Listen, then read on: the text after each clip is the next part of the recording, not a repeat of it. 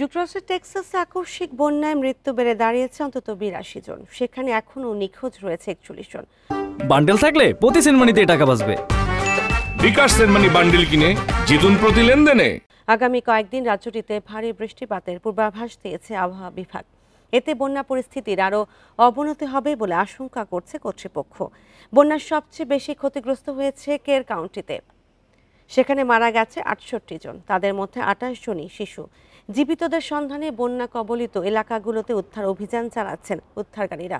বন্যায় গ্রীষ্মকালীন ক্যাম্প থেকে নিখোঁজ ১২ জনকে খুঁজে বের করার চেষ্টা চালাচ্ছেন তারা। এখন পর্যন্ত প্রায় ৮৫০ জনকে উদ্ধার করা হয়েছে। এদিকে বন্যা পরিস্থিতি সরেজমিনে দেখতে আগামী শুক্রবার টেক্সাস সফর করবেন বলে জানান মার্কিন প্রেসিডেন্ট ডোনাল্ড ট্রাম্প।